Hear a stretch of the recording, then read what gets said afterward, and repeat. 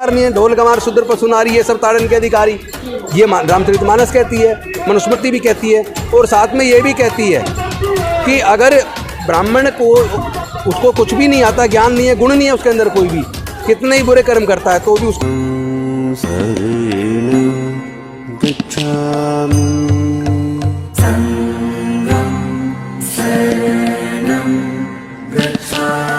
महंगाई, उन पर आखिर बात क्यों नहीं? उस पर बात करने इसलिए नहीं करेंगे क्योंकि वही महंगाई कर रहे हैं। वो तो अपने दोस्त जो पूंजीपति दोस्त हैं उनको मजबूत कर रहे हैं। उनको सारे देश के संसाधन उनके हाथों में सौंप दिया उन्होंने। वो तो गरीब विरोधी है, दलित विरोधी है, पिछड़ा विरोधी है, इंसान विरोधी है बीजेपी। मगर तब भी हर बार दावा करती है कि सभी का साथ सभी का विकास करेगी। सभी का साथ सभी का विकास वोट लेने के लिए, लेकिन फिर विकास करना नहीं है, साथ लेना, वोट लेना है, काम नहीं करना उनके लिए। और जितने वादे वो करते थे काला धन वापस लाएंगे, वापस आया क्या?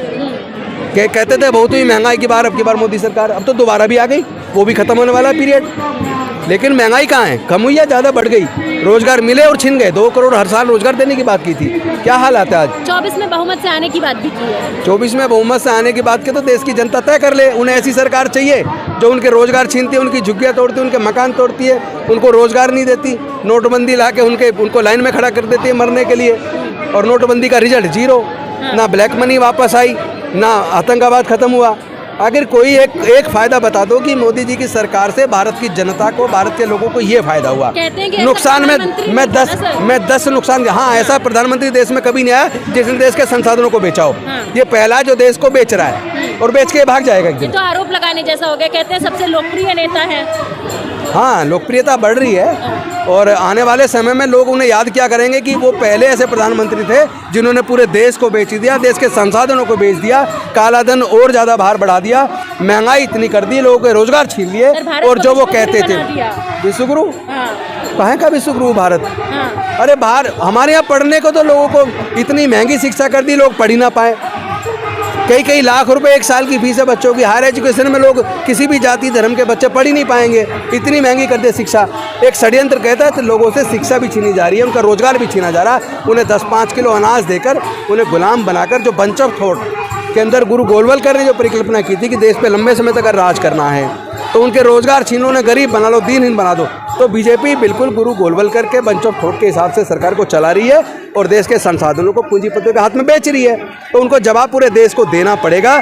और मैं आपके माध्यम से, आपके चैनल के माध्यम से ये भी कहना चाहता हूँ, जो एजुकेशन मिनिस्टर बिहार के जो बोले हैं कि एक तरफ उन्होंने कहा कि मनुस्मृति और मनुस्मृति के साथ साथ रामचरितमानस और इसके साथ साथ तीसरा उन्होंने कहा बंच ऑफ थॉट, इन तीनों में मानवता विरोधी बात लिखी है। दलित विरोधी शूद्र कौन है? शूद्र, ब्राह्मण, क्षत्रिय, वैसे तीनों को छोड़ दें 12% लोगों को तो 88% लोग शूद्र हैं। तो उनको तो ये इंसान का दर्जा देने को तैयार नहीं है। ढोल गंवार शूद्र पशु नारी ये सब ताड़न के अधिकारी, ये रामचरितमानस कहती है, मनुस्मृति भी कहती है, और साथ में ये भी कहती है कि अगर ब्राह्मण को उसको कुछ भी नहीं आता, ज्ञान नहीं है, गुण नहीं है उसके अंदर कोई भी, कितने ही बुरे कर्म करता है तो भी उसको पूजो। और अगर शूद्र जिसको सारे वेदों का ज्ञान और बहुत गुणी हो तो भी उससे बात मत करो, उसको तिरस्कार करो। तो ऐसी व्यवस्था के खिलाफ जो मंत्री जी ने बोला, मैं उनको समर्थन करता हूं। और जो गुंडे जो 10 करोड़ का मुआवजा देने की बात कर रहे हैं, कि हत्या करो 10 करोड़ इनाम देंगे, ऐसे लोगों को जेल में डालने की जरूरत है। भारत सरकार इस पर कोई कार्रवाई नहीं कर रही है और सर्वोच्च न्यायालय खुद ही जजमेंट देती है कि जो भी धमकी देता है, जो डराता है, जो ऐसे भाषण देता है, जो लोगों को भटकाए, ऐसे लोगों के खिलाफ पुलिस मुकदमा दर्ज करे, और नहीं तो सुप्रीम कोर्ट खुद उनके खिलाफ कंटेम्प्ट ऑफ कोर्ट करेगी। लेकिन कंटेम्प्ट ऑफ कोर्ट हो नहीं रही है। ऐसे सारे नेताओं को जेल में डालने की जरूरत है जो मानवता विरोधी है, जो मनुस्मृति की तारीफ करते नजर आते हैं। हाँ, तो ऐसे लोगों को, वो इंसानियत के खिलाफ हैं ऐसे लोग। उनका सबका चरित्र उजागर आप तो लोगों को तय करना पड़ेगा, आप इंसानियत को मानते हो या नहीं मानते हो। यहाँ पक्षपात विरोधी, जो महिला विरोधी, दलित विरोधी, जो इस वाली विचारधारा को मानता है, आप लोगों को तय करना पड़ेगा, या तो इधर या उधर, दोनों तरफा पैर नहीं चलेगा।